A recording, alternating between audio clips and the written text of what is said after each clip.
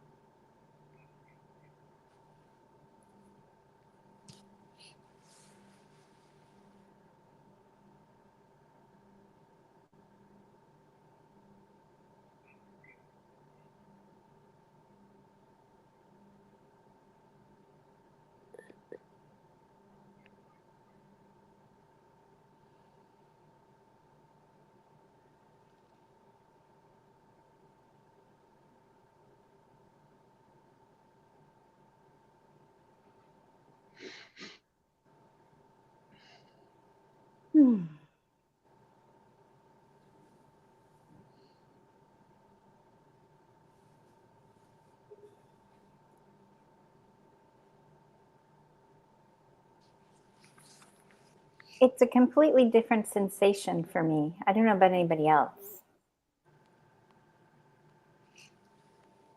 Like when you tune in, it's like we've said before, what do we want to talk about? Like, because because this other space seems so full of everything.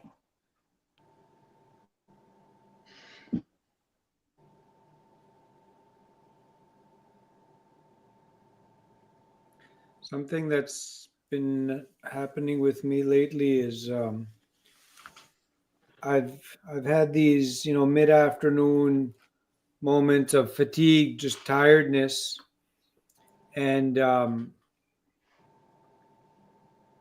I caught myself the other day just dropping into my heart, and the fatigue instantly went away. So I was sitting at work in a headspace and tired. I could almost feel like a drain. And the second I dropped into my heart, my energy came back. So I've been playing with that as like, ooh, that was fun. And I did it again today. And the same exact thing happened. So you talk about, it feels completely different. It really does. So much so that there's more energy available. And it's more effortless. It takes a lot of effort to stay in the mind. And I think we're so used to that it seems like effort to get out of the mind. And it does at the beginning. And once we start giving that up, when you look back at it, it's like, that's way more work than just surrender. Way, way, way more work than just surrender. Yeah, that's how I felt, because I was working hard to stay in that thinking space, and I felt just my energy being drained. And as soon as I dropped into my heart, that drain stopped, and all of a sudden, an influx of energy came in. It's really nice, and I think it's. I don't think it's. I don't know. I don't want to say that it's hard to drop into your heart or to be in spirit, because then that sets it up as being hard for people. I think it's just a habit. It's just practice, and I suppose it can be harder at first because you're not used to it. But I don't want to. I think it's our natural state. So why would we make it hard to sit into your, to tap into spirit? The two things that come for me there first is, could you expand on what you do or what it means for you when you say, I drop into my heart, right? For somebody that's just listening and they're like, I'm drop into my heart. What did you parachute in? Like, what does that look like? What does that feel like? What do you have to say? Yeah. It's like your, where are you operating from? It's your consciousness. It's about the consciousness, right? So if my center of consciousness is here in my head, thinking and working through stuff, my consciousness is here, and then I just go from here to here. It's like I feel myself in my heart, or my consciousness is now here. This becomes my control panel rather than this. And I used to guide people into meditations where I just pretend you're getting into an elevator, you're in your brain, you're in your head, and you come into an elevator and you go in and you press the heart button and the doors close, and you come down into your heart and you open up, and then you have this whole heart opening experience. But it's as easy as just going from here to here. Just bringing your consciousness here. Feel yourself here. I thank you for the elevator analogy, because I think for some people that's going to be helpful for them, because most people in the Western world anyways, for sure, have been on an elevator. And so that concept of dropping down has been there. So it could be stairs if you've never been on an elevator, or going down a hill. But that aspect of the doors opening and here you are. Mm-hmm. And if it has the number 13, press it. I've heard a way of it being described as sort of like being in a stream is either you're going upstream or downstream. You're going with the flow or you're not going with the flow. When you're trying to swim against the flow of it, it's harder. But if you just let go and you just go with the way that it's going, it's so much more easier. And I thought that was really good. That kind of I can feel that in my body, like listening to Frederick talking about what is it, when we're talking, when we're not in our heart and we're sort of in a resistant state of allowing things to just happen. Because I think we've been taught that we have to think about everything and decide what happens rather than allowing it to just present itself for us. That was a good analogy for me, swimming upstream, because it's like, yes, when you're trying to swim against something, you get tired after a time and you feel fatigued and whatnot. But if you, just sit on a blow up rubber donut and you just take yourself downstream with it, it's much more fun and relaxing that way. Yeah.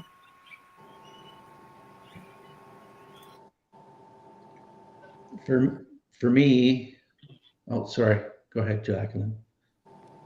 For me, it's kind of, the whole thing is always somewhat evolving. When when I first heard a long time ago, you got to move into the heart, I was abandoning everything else. And now for me, there's no getting out of the mind to enter the heart. It's the whole thing can go with you. The whole thing, it's all one. There's no carving it out and separating. It's like the marriage between it's like the thinking and the intuitive kind of get married. It's like you could say the masculine and feminine, right? The intuitive to me would be the feminine, and the masculine doing part is the mental thing. And it's a melding of the two where, you know, we intuit and we think about it. We intuit, we think about it. And it's moving fast enough that you can't really see which one it is. And then they just slowly kind of become one. So like you can be thinking in an intuitive way and speaking in an intuitive way. And the whole thing is just, it's inseparable. It's inseparable. And I was just bringing that up because that was my experience at first. Is I thought, okay, well, you know, I have to go abandon this mind space to take up my heart space. And it's not really true. It might feel like that in the beginning, but all of it is the whole picture instead of just doing parts. So I would, you know, for me at this point in my belief of whatever it is that I believe is, it's just surrendering in whatever space you're at to your intuitive nature, your feeling nature. And that exists all around us. It's all inclusive to every part of us, if that makes any sense. Mm-hmm. Yeah, because the mind and the heart should be working together synergistically. Mm-hmm. And I started getting a bit more about that when I was, the pipe has been teaching me that on my sunrise ceremony. And in the indigenous teachings, we come in, correct me if I'm wrong on this, because I'm not an expert on teachings. You come in from the east, you go to the west, you go to the north, and you exit on the south. And it's like a number 4, backwards 4. And that's true on a flat perspective.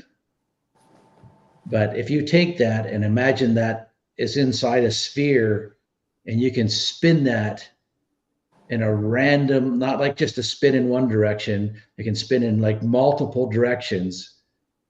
And wherever you enter is where you enter. The pattern will be, I think, somewhat similar, where you're going like across, up, and then, you know what I mean? But that can be inverted, it can be reversed, it can be sideways, and it can always be in motion. And when I was doing my pipe the one morning and I saw that, because for us, when we see it, it seems like it crosses in the middle. But if you actually were in a 3D world, if you could turn that, they don't actually touch. But in the flat visual, it looks like they cross. But if you able to, like if you bent that out of a wire diagram and you turned it sideways, they don't actually touch in the middle. They come close, but they don't touch. And I, you know, and I'm just, that's just what I got from doing my sunrise with the pipe one day. And I said, you know, and then you can take that and spin it in any direction. And wherever you enter this world is where you enter it, even though the dance looks similar.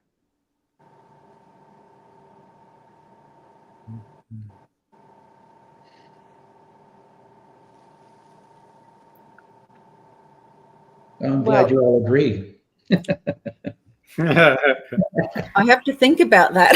Yeah, Yeah. it's too deep. It's way too deep. Well, it's like I mentioned before about the yin yang symbol. That thing is spinning an omnidirectional thing. And we get taught it's this flat black and white thing, right? But it's spinning so fast you can't see black or white. You can't.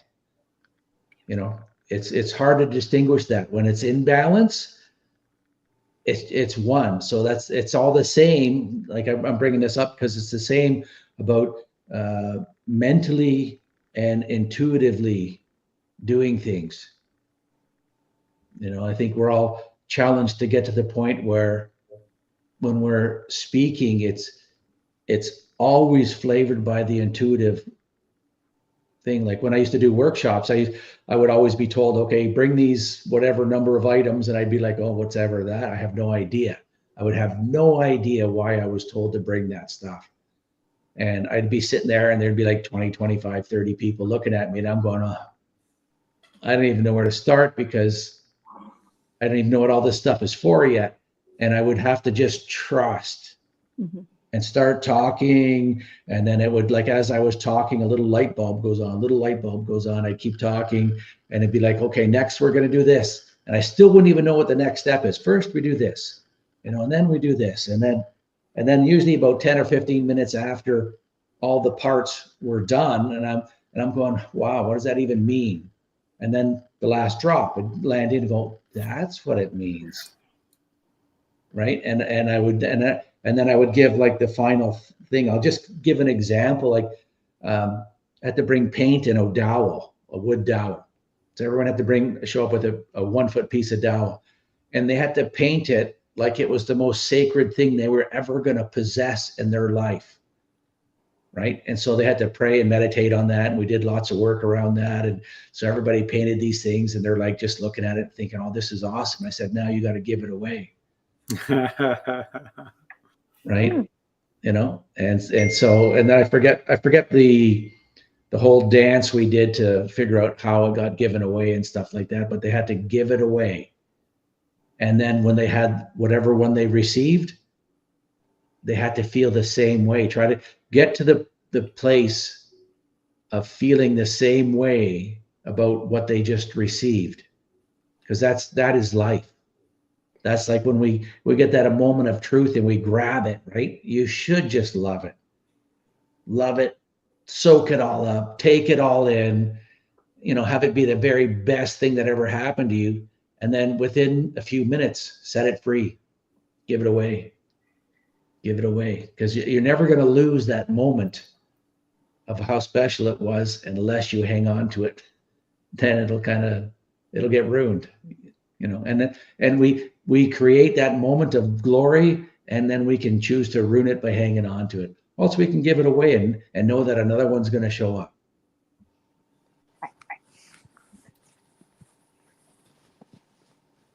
We had one of those new moments. I was just going to say, last night we watched all these little baby turtles being released into the water. And so there's an ebb and flow of a turtle's life, that the mother turtle comes onto the beach, lays the eggs, and then the turtles have to come, you know, get hatched and make their way back into the water. And they supposedly need to make sure they're crawling on the sand because they come back to that same location. And then humanity has gotten involved because people are walking the beaches, etc. And there's a lot of hawks and other birds around. So they now have turtle sanctuaries. So as soon as they know that a mother turtle has come up and laid a nest, they'll gather all the eggs and they'll take them to a secure space until the eggs hatch. And then when the eggs have hatched, they've done this, I guess, 2 nights already, and they're going to do it again tonight. But it's like a small cooler size of baby turtles are being released onto the beach. And Joanne and I are watching, like they open the cooler and they put it on the beach, and we're like, well, there's a sort of a pile of them that don't look like they're going anywhere. And for me, that was because, like, I'm like, well, it's not natural that they're piled on top of each other alive, right? That the eggs are piled up on each other, and they crack open the egg and they make their way out of the sand. So it's, for me, this is this idea of mind is wanting to help the situation, right? Spirit has got the natural flow of how the baby turtle is born, but we've created sort of a new situation in order to make it all work. And I guess that's what I'm getting about when you were saying about the mind and the heart, is we're the idea that we're a spiritual being in a human body, like as in a shell, I think is dematerializing. How's that? And because we're recognizing we're like vibrational frequencies, and the frequencies are so rapid, we have materialized into this concept of a body. So this vibration is in alignment with the mind and the heart, right? It is all one. So even though we're discussing the mind is here and the heart is here, when we're really present, everything is operating as best as it can in that moment.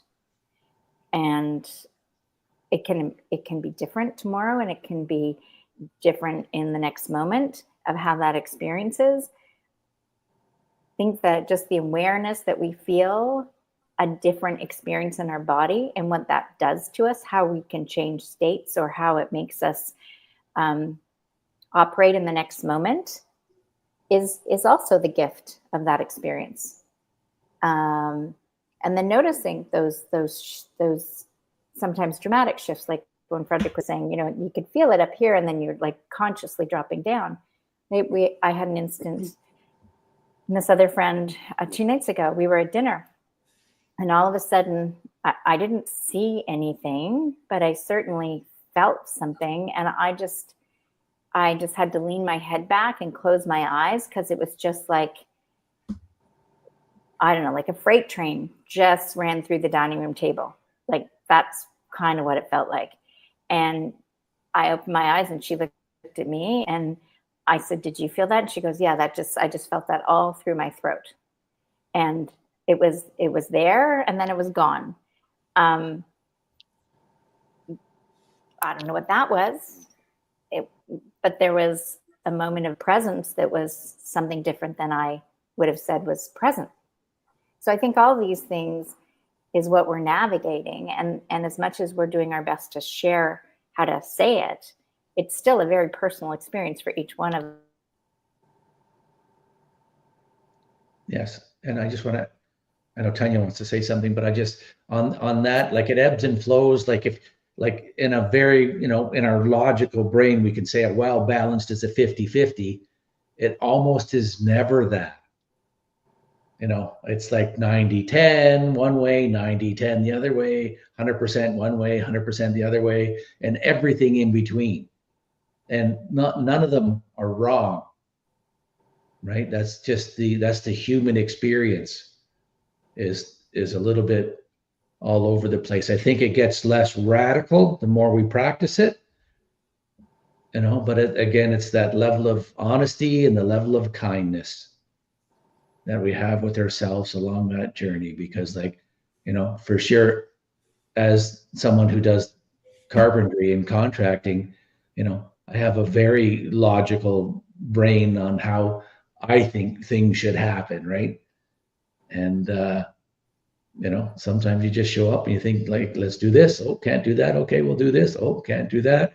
Okay, let's do this. Okay, that worked. Let's do that. And it's all good, right? It's all good. Until you hammer your finger and then the swearing starts.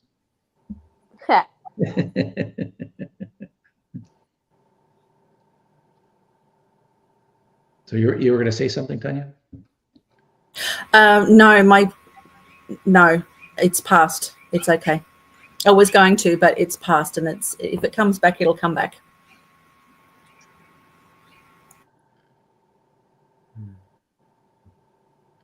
So Frederick, I saw you holding up that stone.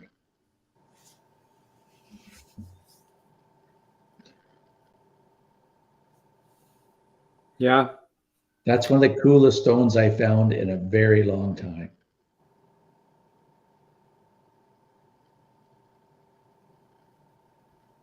Can you put Fred up on the center there so we can take a good look at that stone?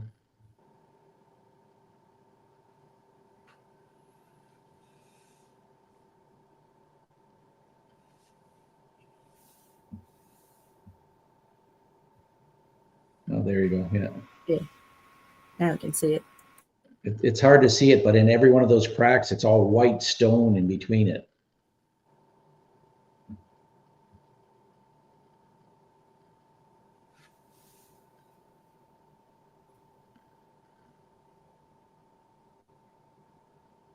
Can't hear you, Jacqueline. Yeah, you're muted, Jacqueline. Frederick, say something and see if that makes a difference of getting you on the right screen. No. No, That's okay. no. That's okay. Doesn't work that way. If you Scroll hold it back closer to the camera, we can see it all right. Yeah. Well, oh, there we Yeah, go. there you go. Yeah. There. You go, ooh. And what is the stone about? You found that rock. Greg found that rock, and all the edges of the rock, they're all very deep crevices.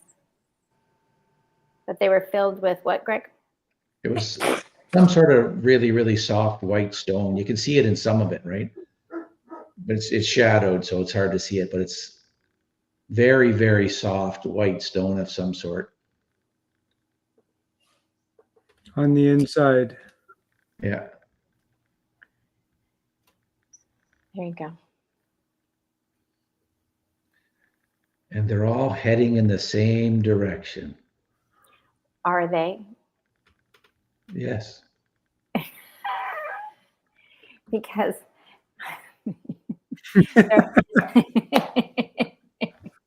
they can look like they're going in the same direction, but hey, I've noticed that what one perceives isn't always the way it's happening. That could be true. It's definitely puzzling.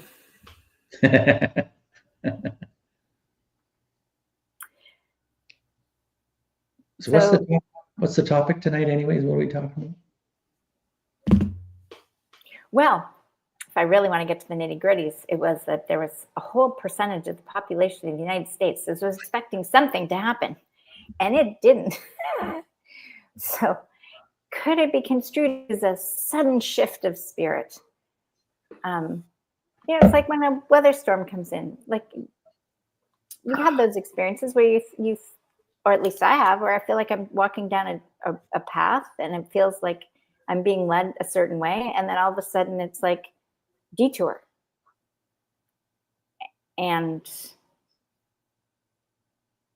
I asked a gentleman yesterday, he was explaining, he was driving us somewhere and we had a really wonderful conversation. And then I asked him, I said, so when you have a feeling inside yourself to go left and everyone else is going right, what do you do?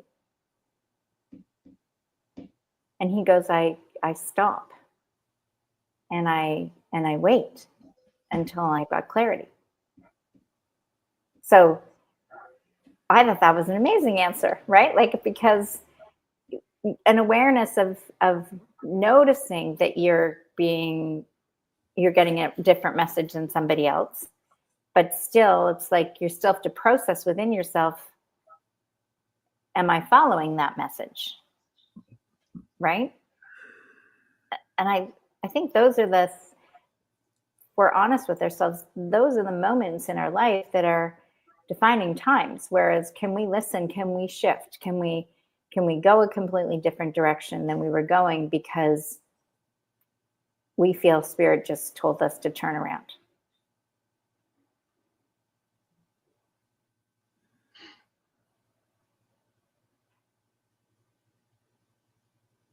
Is that a question? If you think it is, you can answer. Whatever comes to any of you, that's the point of this conversation.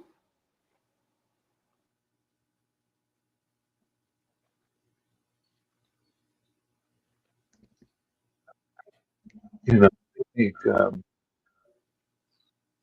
testing, 1, 2, 3. Is my mic on? Can you hear me? Yeah. Can you hear me?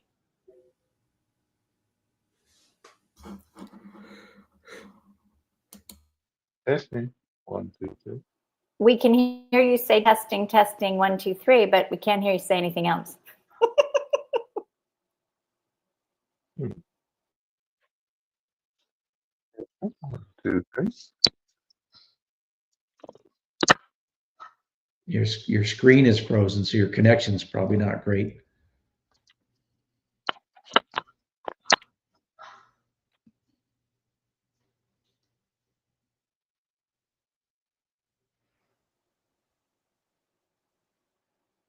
It's unfrozen now. Say something else, Abdul. No, You're muted again. I'm muting you now. Oh no, he chose to mute himself. I can't unmute him. It's amazing how spirit works there, that I can't interfere with his own free will.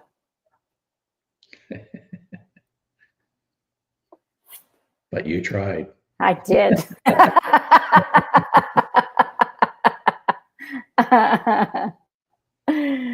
Oh.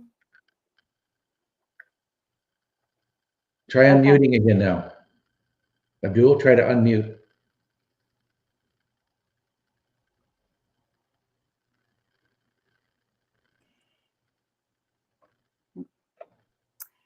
So this is what happens, right?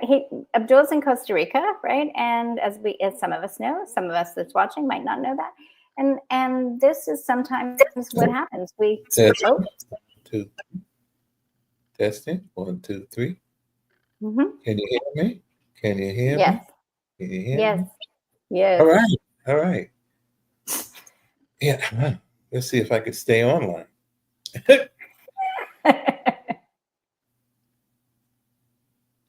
I think there's I know the truth doesn't change.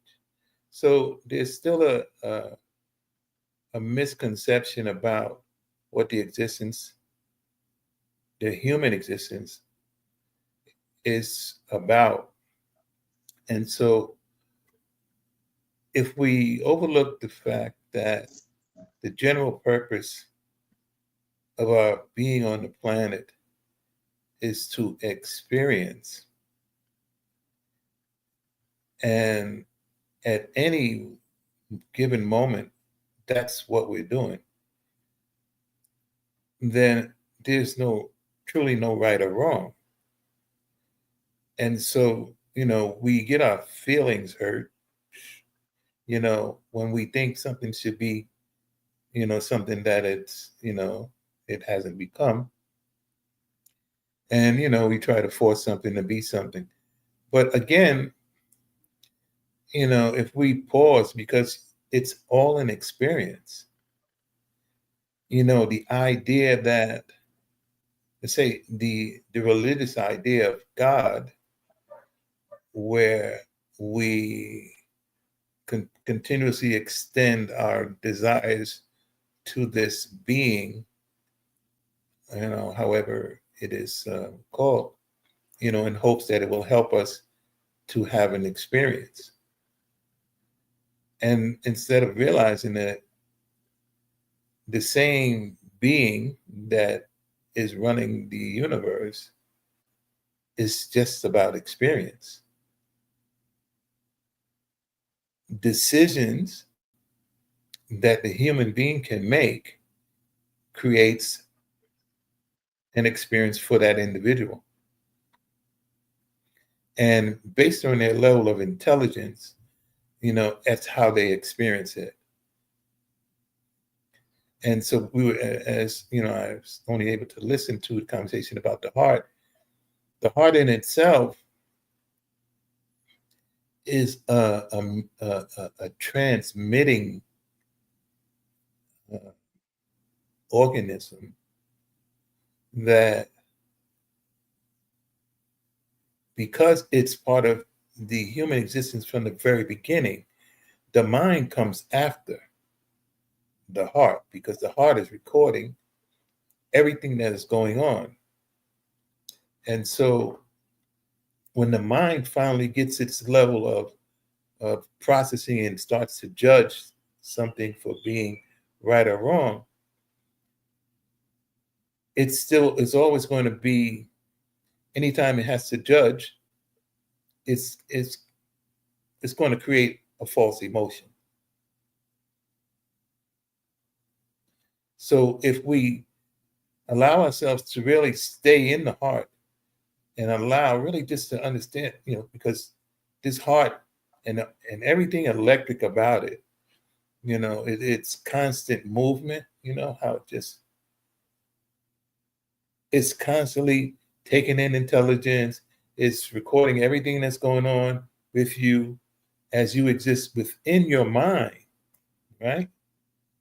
Because your mind is out here, and what you decide to do, because you have the ability to choose and to make a decision, you're always fishing in your mind these things that are floating around because of your own attraction, right? Attracting ability.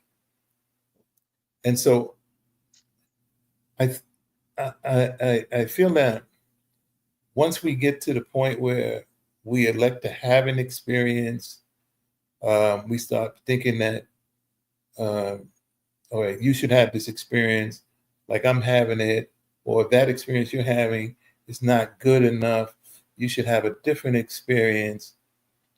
Then we'll be more at peace in our existence, and then we can come to a point of harmonizing, and that would eliminate the judgment. Because I think,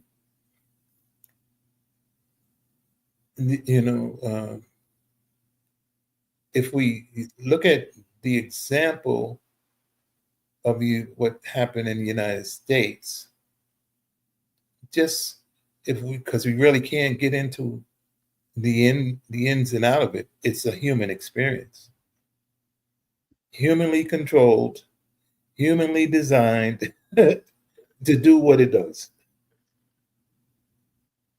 to control the emotions of the masses. That's all it is. Absolutely.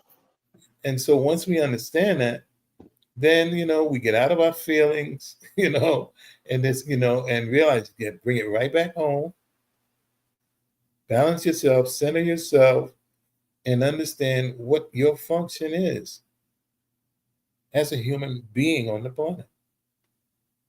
Because the existence on the planet, if we realize the Earth itself is doing what it needs to do to survive, as it has been, let's say, created to do, as out of circumstance.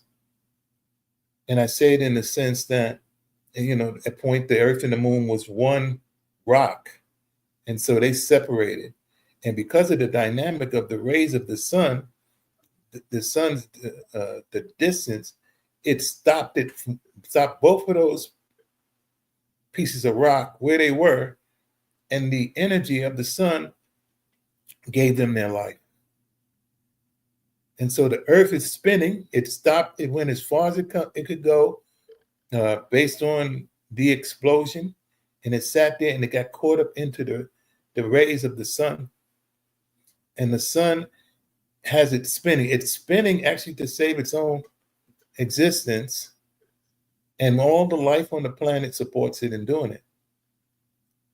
When we see the rain falling, we think that, it's just the clouds up there, but we don't understand that the Earth is supplying the rain. It's self-sustaining, because the bodies of water on the planet, as the Earth spins around, throws that water in the air, and it comes back down. And so when we start seeing how everything is connected, the green of the trees, that shows how the atmosphere is supporting it. And so as it becomes there's so much to observe as a creator, right? Because being that we, and as I'm explaining this, I'm expressing it because of how I've been able to experience it. taking in the, from detail to detail. Okay, starting here and then from the inside out, understanding. Okay, what's nourishing this being? What allows me to do what I do? And everything comes right back to the center. It goes right into your face. That transaction that is automatic in and out of your nose creates the dynamic that allows you to do, express, to be on this planet.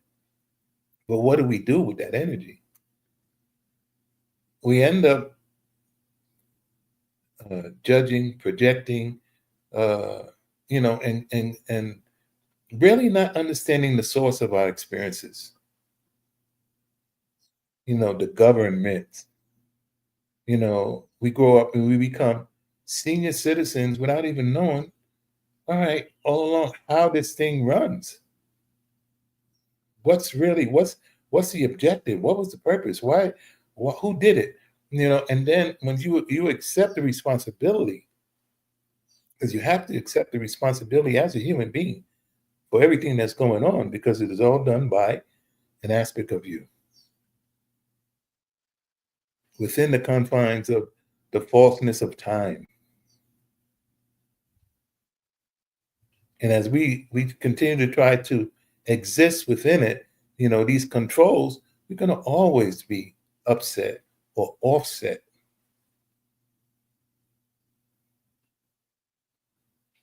And I so, like that.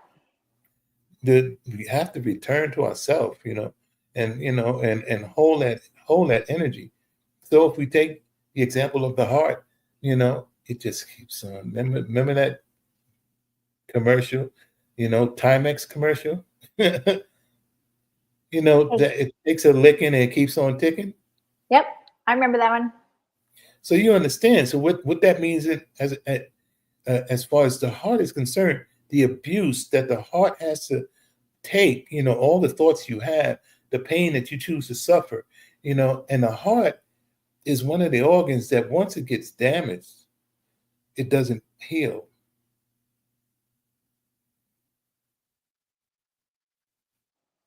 I would disagree with that. Well, I'm talking about the physicals, the scars. It doesn't heal like the rest of the body, right? So if but it's the way that it functions. It does it because of that. It affects the dynamic of it, and so you can be fearless, or you can have a brave heart.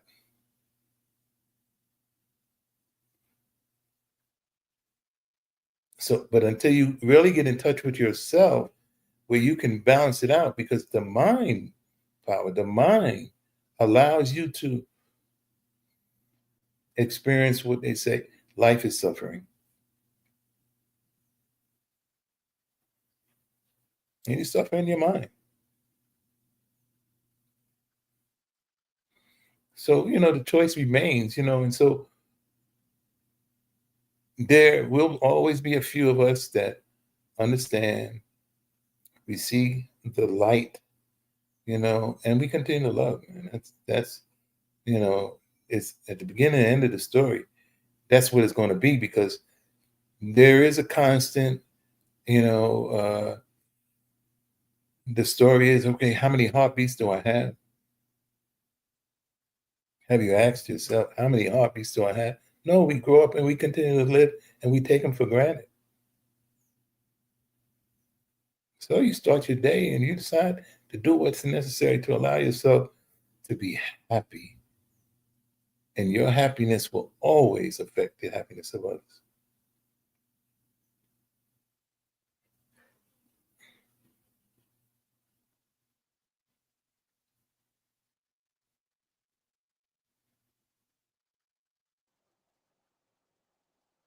The end.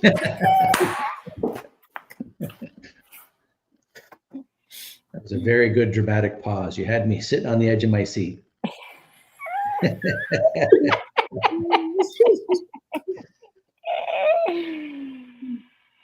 You know what I really appreciate about all you guys is that we can laugh with each other, and we can laugh at ourselves in the company of each other, and we can just laugh at this sheer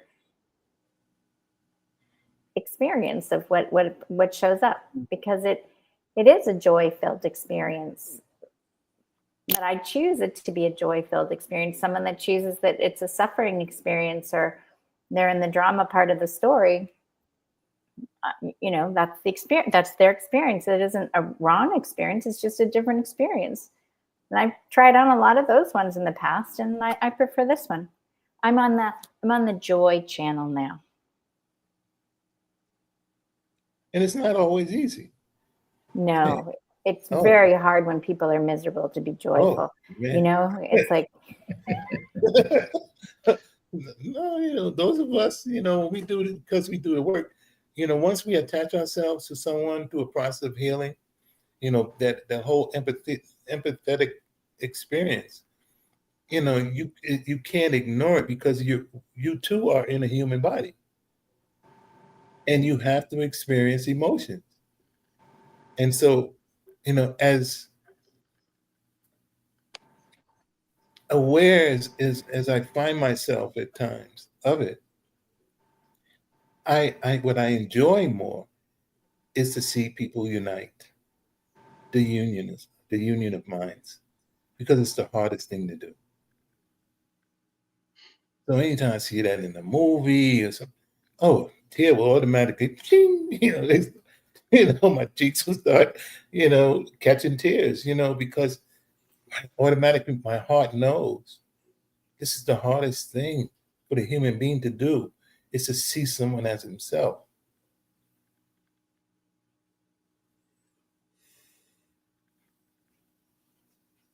So, we have to continue to make the choice, and, right now we may be in for a huge experience worldwide. The fear, because they rule with fear. Everybody knows how to be afraid. Everybody's practicing being afraid. So now, we have to be examples of happiness, joy. We have to laugh. Ooh, shake the gloom, man. Keep it moving. Moving targets are the hardest to hit. We got to really understand it and know that we too can, get caught up in the funk, So we have to prepare ourselves in a bigger way, during these times. Because everybody don't like happy. I learned that long time ago on this process, on this road. You can go in town to heal the sick and to love the sorry-hearted, man. But there's always someone that, it'll show up, the antagonist, that will really question you, is love real? And try to plant the doubt in your heart. And so, we have to keep it real, understand that everybody doesn't like happy. And so, okay, no offense, you know what I'm saying? So we have to continue to do our thing, if that's our thing. I used to say, people, if I was in the grocery store and someone runs their cart into me and they're like really having their addiction to anger expressed really well, and I would say to them, well, you have a nice day, like it or not. and the look on their face is like, what did that actually mean? And they're no longer angry, because their brain is trying to figure out, did I just insult them? Did I just compliment them? And they could never figure it out. It was like their brain would just start whirling and smoke would come out. So it worked, because I never really had anyone give a really bad reaction to that, or even a good one. it usually put them into this state of questioning everything, right? Have a nice day. You can like it or you can't. Walk away.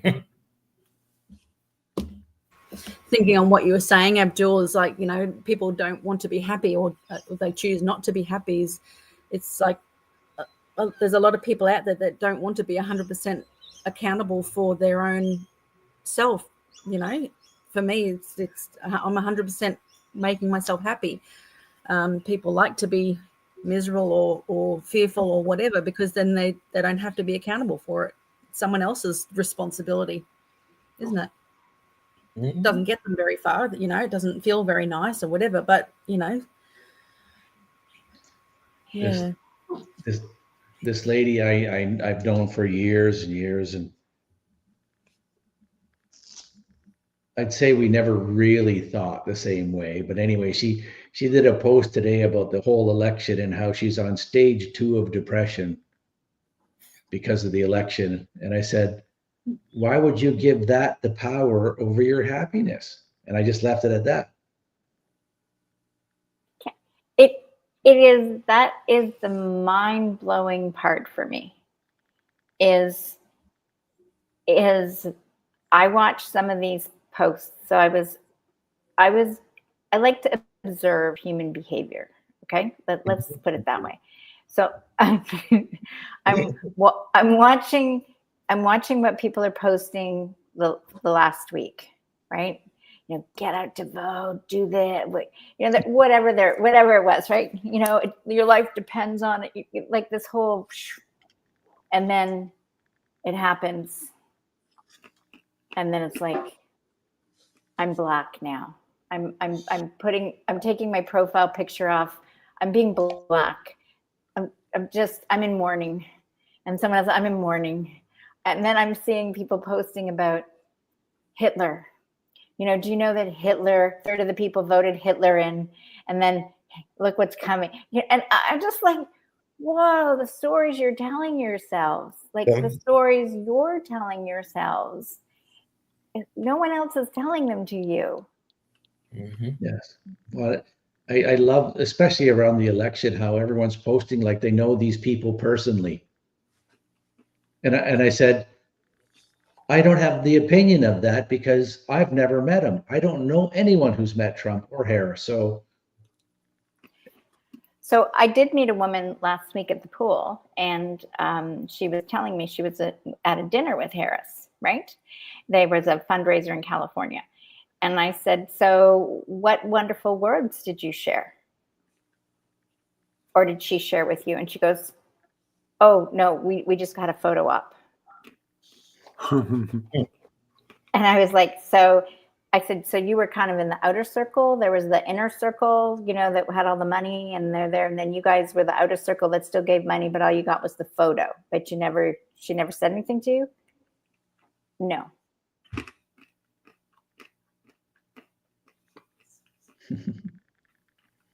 Conversation.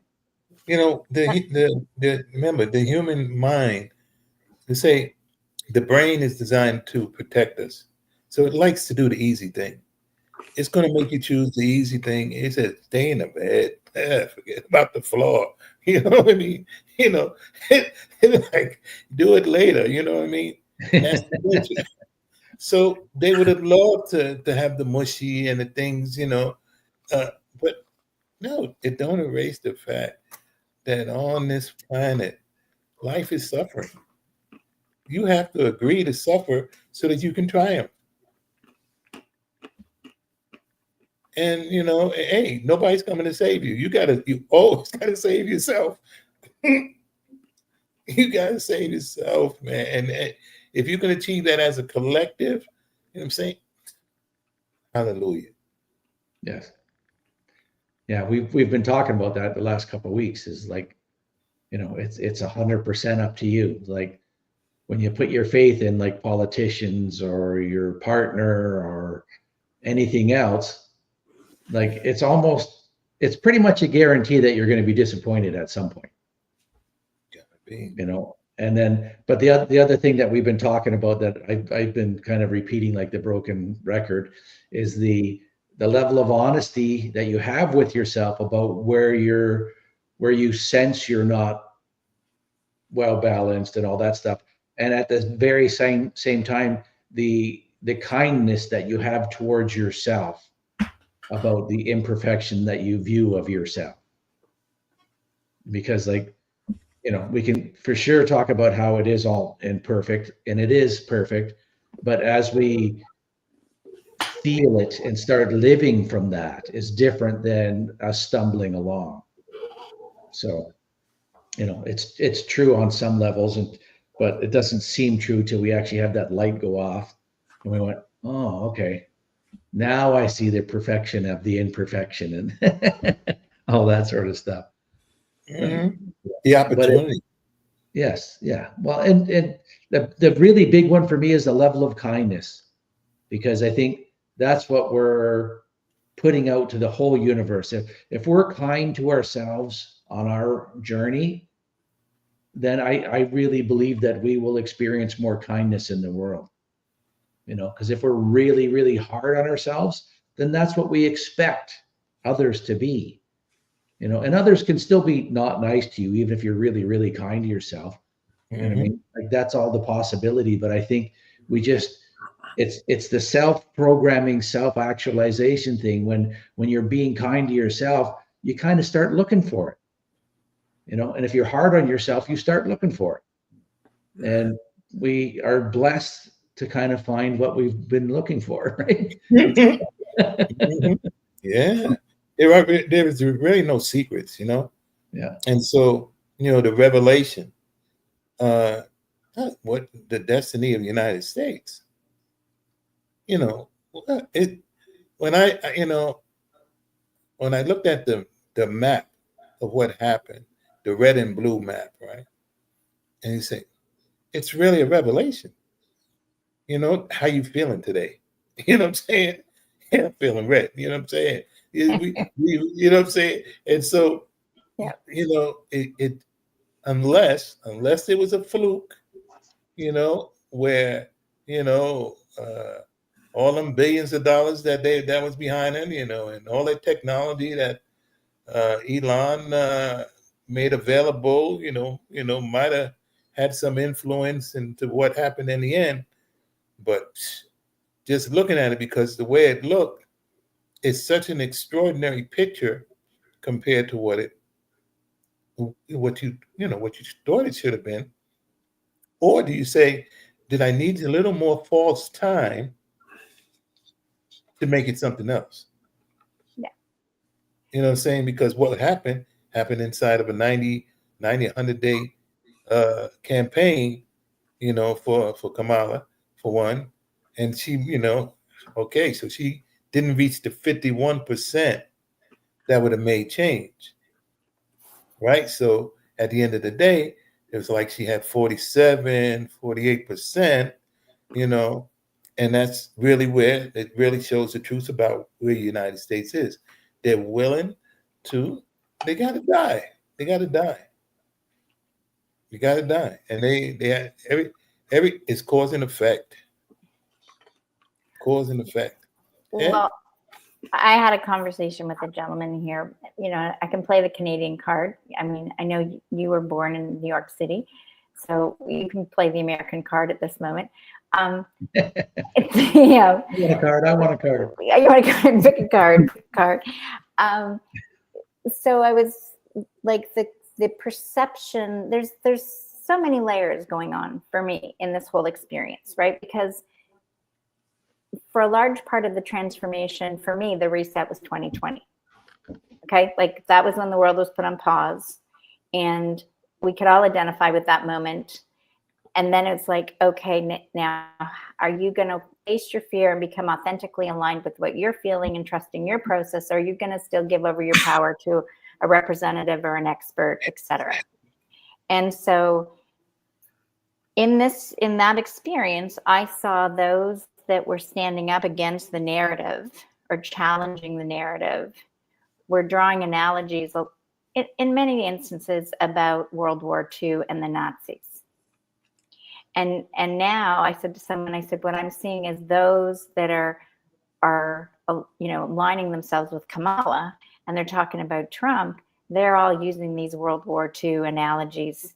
And I'm like, I don't know if you guys are just in the wrong timeline. Like, I don't know if everybody has unresolved karma from World War II.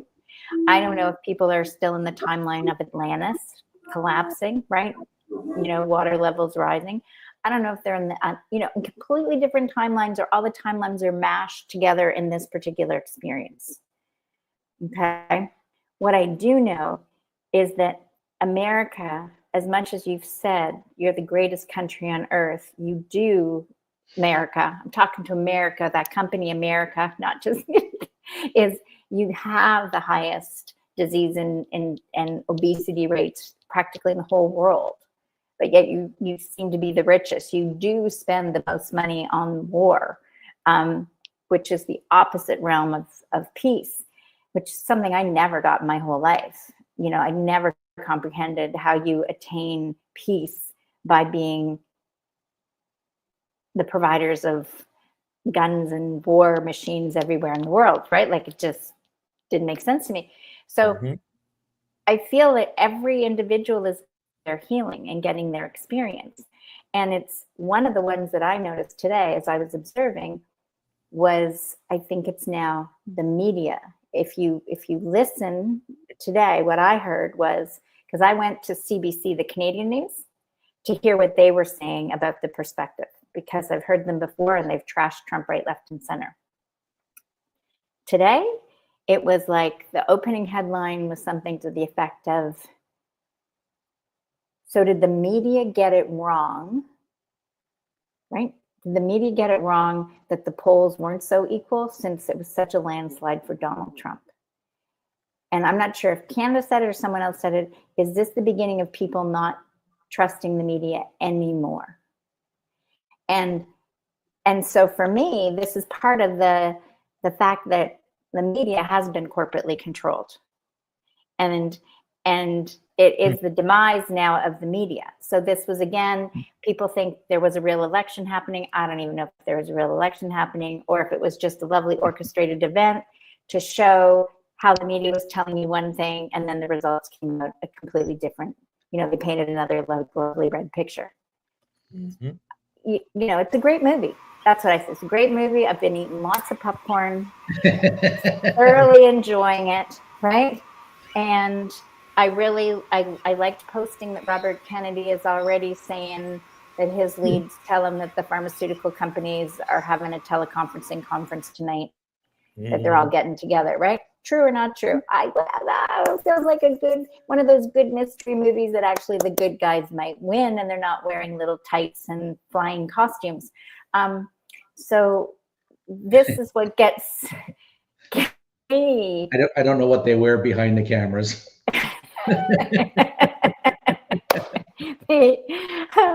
But this is the stuff that I like.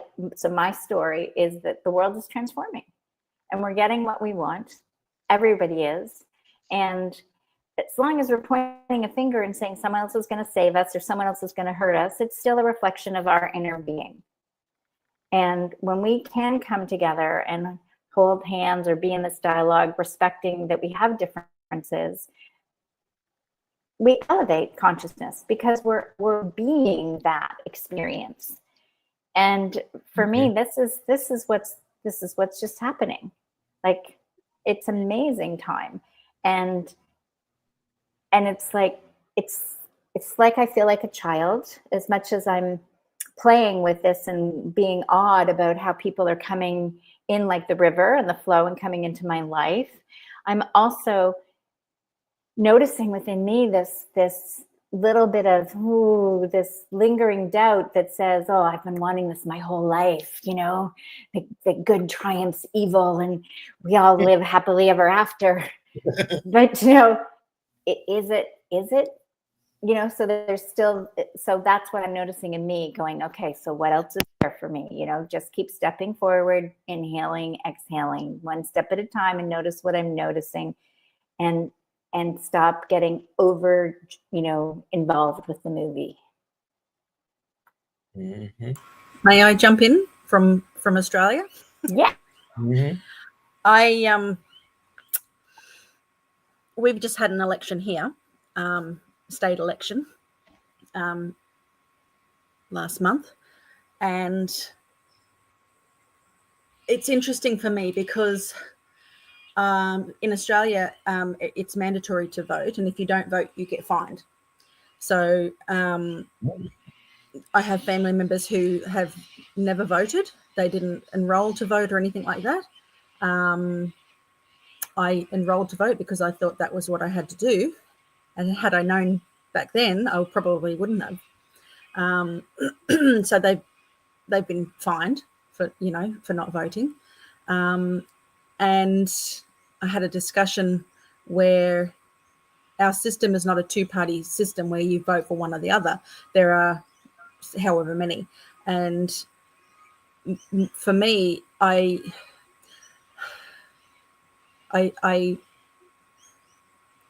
ultimately would choose not to participate in something that is not me, because I can see it from a different perspective. I feel like I'm being made to participate in a game that isn't what I enjoy or wish to participate in. And I see that from like touching into America and what's going on there, is that this is the experience that America has chosen to have at this moment.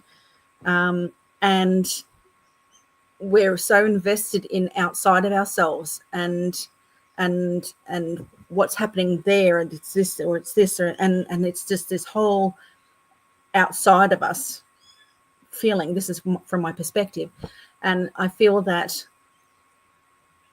if you just withdraw yourself from that, and this is what we're learning and what we're gradually, people are kind of clicking to, oh, okay, this is how it is and how it can be, is that you don't have to participate in that. There are other ways to do that. And coming from an energetic perspective, even though we don't want this or we want that or this, we're still contributing to it by participating in it. So for me, is like, I choose to withdraw from that and bring it back to myself and focus on me. Like you were saying, Jacqueline, you feel there's some things coming up in you. So it's for you to investigate that, right? And similarly, I feel that too. So when it comes to Australia, like I said, it's not just two-party thing. It's like if I vote, I'll vote for who I feel to vote for. But the way that our system is that you have, say for this one, there's 5 or 6 people, but they all kind of come together and go, well, if this group will vote for this, and then these votes will go to that one because we're in cahoots with this one, and they sort of like, I'll rub your back if you rub my back. So essentially, I have to vote for people that I don't want to vote for, from 1 to 5 or 1 to 6, and that's not my choice, because that's making me or forcing me into a situation that I wouldn't choose to do in the first place. And this became a conversation of, well, but this is like America where they want a two-party thing. And it's like, well, I've been thinking about that, and I don't like either perspective, because if I was in America and I only had 2 parties and I didn't like them, I still wouldn't want to vote for them. I still don't want to participate. So for me, it's just very much looking at the world's happily engaging in activities that we don't want to do, thinking that's what we have to do, that we, this is how things change. And it's, for me, it's not. It's just completely withdrawing from this energy. And I think that's something that people are just, they're becoming aware of, but there's just this, like, how do you do that? There's this, it's just mind-boggling. You're getting kicked out of both camps. Right. Right. So it's just, but then again, like I said before, it's really coming back to being accountable for only you. And the concept of that worldwide is just, people can't grasp that yet, or they're just starting to. So it's interesting to sit here and go like, look at America. They've got all this stuff going on there, this, but you've chosen this experience has been chosen for. And there's a lot of people going, it's terrible. There's a lot of people going, it's wonderful. It all serves a purpose in the long run. If Trump has got in, then it's waking people up, and it's serving a purpose. I think, whether Kamala got in, it's still the same system. It's still the same faulty system. People may go into the government, into whatever system, and go, I'm going to change this. I want to change this. But you can see progressively that they are ground down, and they're shut up, and they're closed off, and they're limited to, because the system doesn't want to change. So either way, you're participating in something that is flawed and needs to change anyway. I vote for Tanya for Prime Minister. No, it isn't. Please don't. She's only accountable for herself. Yeah, no, just, not everyone else. Yeah, and the gentleman yesterday here in Mexico, he was basically saying the same sort of thing that we're talking about, right? The catch for him is he's got 3 little children. So he knows all about Agenda 2030. He was openly saying how he was very fearful at the beginning of COVID, and then realized how they've been duped. He realized how much fear was, although people around him were sick, right? It's the sense of the fear that was overwhelming, in the face of everybody. So what he was just like, but the question is, but how? How do you not vote and not get fined? How do you get to live your life without getting beaten up, like a lot of people experienced during COVID, and those are still those things that keep people from, I find that they want to trust. They feel it in their hearts. That's what I'm getting, is they sense that it's all wrong. The system doesn't support them. It's this, just give me an answer and I'll do it. Then I know that I'll be safe or taken care of and it'll work. And I kind of think that's what we're all learning in our own way, is that we gotta step forward and breathe deeply or shallowly or whatever. Just breathe.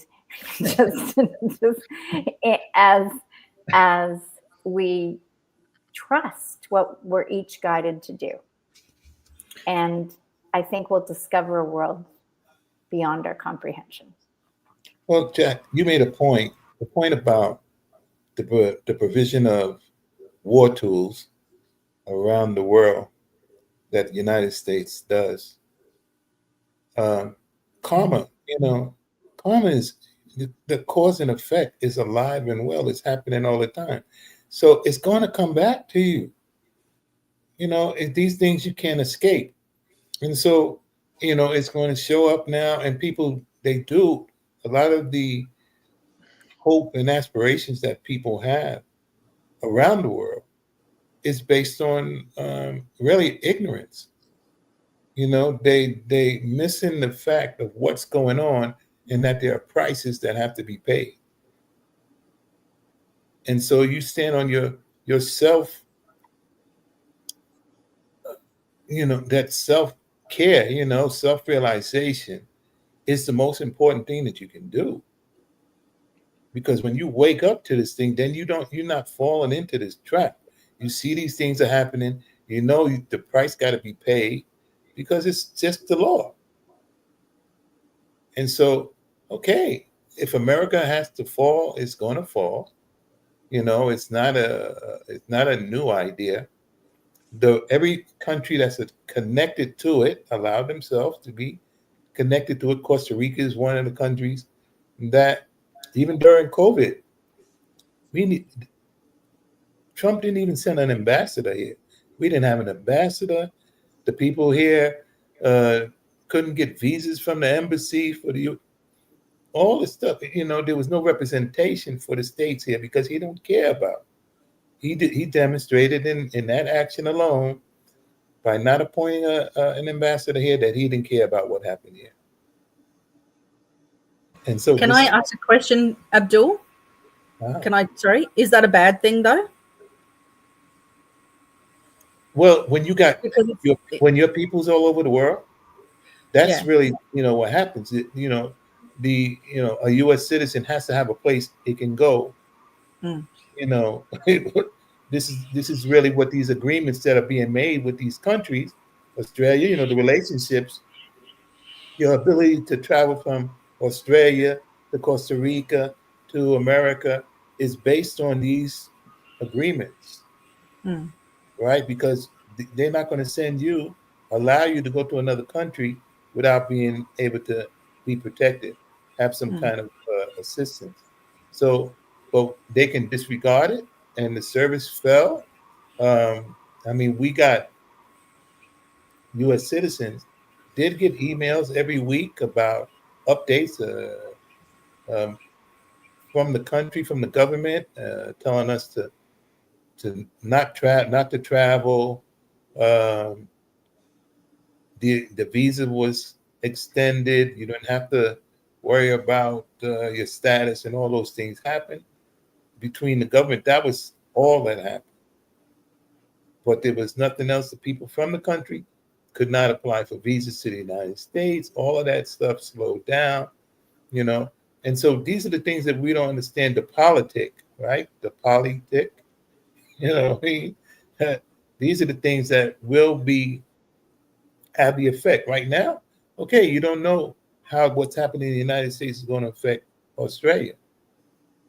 You don't know that yet, right? As soon as, because what we're talking about, the priority, right? The priority of those that's going to be pulling the strings, what they care about. And so what we have to do as individuals is have a sense of self. And not This is what I'm kind of getting at, is that's why I'm saying, that's what I'm kind of meaning in that. Is that a bad thing? Because it's giving you that opportunity to be in touch with that self and to break that cycle and that pattern. But they didn't get that lesson. That was the whole pandemic lesson. Yeah, but that's That was not it. our fault. Okay, that's not our fault. They want. What did they say? Get the lesson. Okay, man, it was in their face and they couldn't Yeah, get we want it. things to be back the way they were. That's what they were saying the whole time. I know. Right? You understand? So this addiction, this dependence, you know, and so they're gonna suffer because of that, right? It is an addiction. It is an addiction, like you just said, you know, to all the things like for as individuals, we get emotionally addicted to all the stuff until we shed that. Mm-hmm. You know, you know, maybe something our parents said to us or a teacher said to us, you know, a worthiness issue, abandonment issue, and that, like, you know, a fear issue, you know, or a political party that if they're not in, it's like, oh my God, we're going to suffer. They're all sort of related to addictions. Mm-hmm. And you know, and that's that thing inside that if you're not identifying that as an addiction, then what's the need to get over it? Exactly. You know, and it can go the other way. It's like then you want to wear it as a badge, you know, like I'm gonna die voting for liberals because my parents did. And it's like, yeah, that means you really haven't asked any real questions that mean anything yet. So. See? Exactly. And for me, that's like when Tanya was saying is, you know, the experience of self, right? It's we have been trained to think we're a citizen, or that our passport gives us the freedom and the right to travel. No, that's what we've been conditioned to do. I was created, however I was created, and in the creation process, I'm connected to the land and the air and the water and spirit, and I have the ability to move around freely and have to caretake the land and be with spirit. Those are the inherent universal laws. And now I have been trained, like the elephant, you know, as a baby gets tied to the post, and then grow up and I still think I'm tied to the post until I realize, no, it's my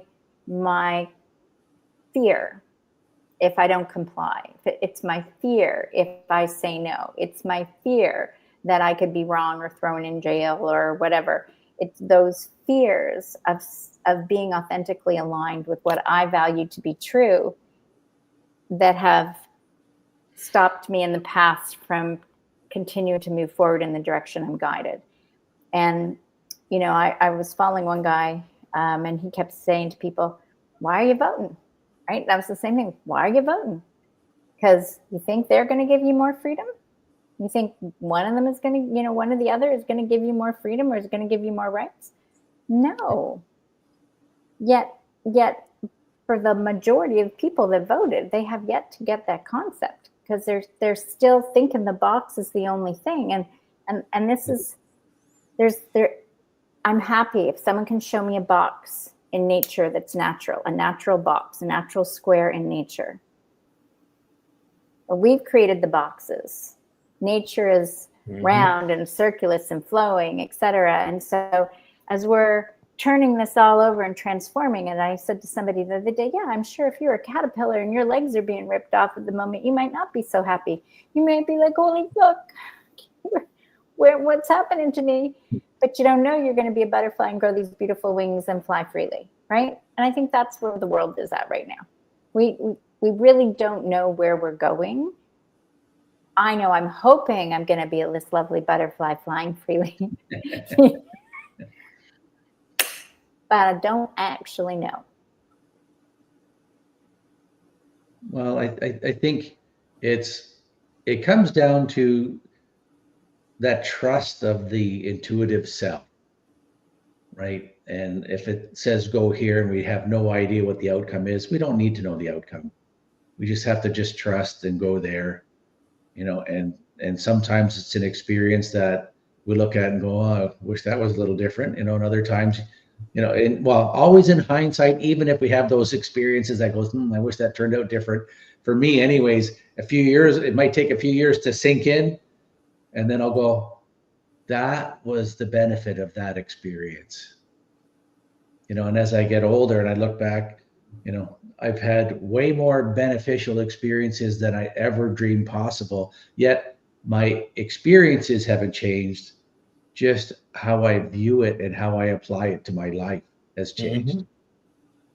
So the event itself, you know, if I ran into someone that was there at one of those events that I filed as horrific and like, why me? And oh, I'm the victim and all that stuff. If I ran into them tomorrow, they'd go, oh, yeah, remember when you were the victim?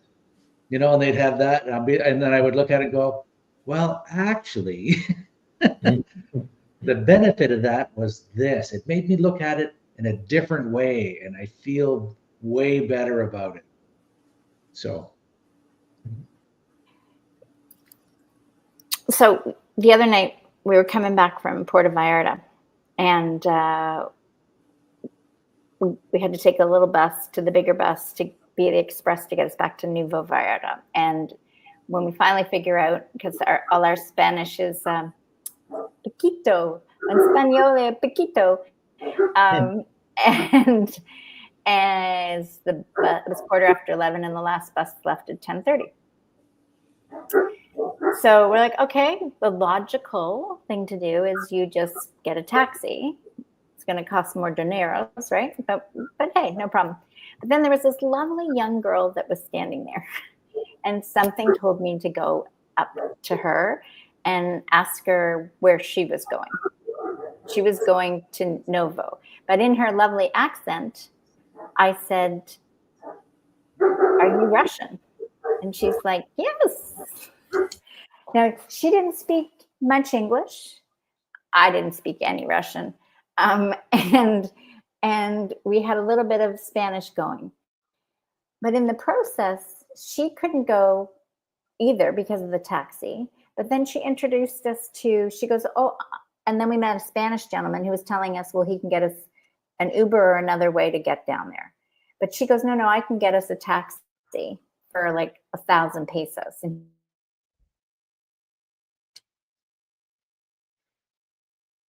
600 pesos. Go ahead. No, you cut out for a second. Okay, 600 pesos. And so she goes, no, I can get us a taxi for 100 pesos. And he's like, no, you can't. She goes, yes, I can. And I'm like, oh, it's the Russian mafia at work. No. But she introduced us to a new app called InDrive. So it's better than Uber because the InDrive is like you negotiate with the drivers. So you put in what your request is, and Frederick, Greg, and Tanya all bid, and they go, no, I'll do it at 1,200 or 1,100. I'll do it at 1,000. And then they get a higher percentage than they do with Uber. So poof, all of a sudden, we were in the taxi with Tanya. We're like, Tanya, you come with us. You're going a little further. You can come with us. This is our gift to you because, you just helped us out here. And she's like, oh, but I don't know. There's 5 of us and we can only fit 4 in the taxi. We're like, sure, you're tiny. Well, everybody will cram in. And we did. We were there in 15 minutes. And I was like, for me, the experience was years ago, I could never have done that. Years ago, I wouldn't have dreamed of connecting all the dots. And I'm watching how she's using her app too to talk to the drivers and with the audio. So it's automatically translating from Spanish to English for me to see. And then she's switching back to Russian so she can comprehend. And I'm like, now this is the way devices are beneficial, right? When you have your phone that's utilizing that quickly. And to me, that's where technology is going to help us. Right? When we start to use technology for what helps us versus it hypnotizing us. Yes. So, or control and all that other crap stuff, right? For sure. So I want to go back to like everything we've been talking about, how we, like we were talking about it, like Abdul was saying, some people really don't want happiness. That's not on their list of goals, right? And I was thinking of when you were talking about the turtles, the reason that they're born 200 or 300 at a time is because the vast majority of them are food. And that's the natural way of being, and I, as much as I like my heart warms, when I think about that, like, oh, help save the turtles, and then they collect all the eggs and they birth them somewhere else, I think they're really interfering, but it makes them feel real good, and I would feel, if I was doing it too, I'd be thinking, at first I'd be like, this is really good. But I view it now as just, it's really interfering, like what could they do? They could go shoot all the birds that eat them. They could start killing all the sharks that feed on them, and I think just releasing them into the ocean, the birds and the sharks still get them because the sharks know when they're being born and all that sort of stuff. And that sounds, for I think a lot of the new agey people, that gets really harsh because like, oh my God, we're supposed to save everyone and, and help everyone that we can. And it's like, we're supposed to be in service to helping individuals find the spark. And that's it. That's it. And doing everything for people is not helping them find their spark.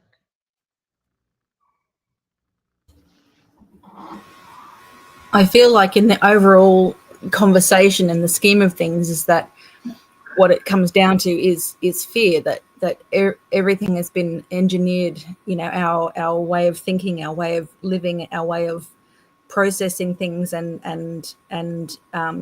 perspectives of things is that it has to be fear-based.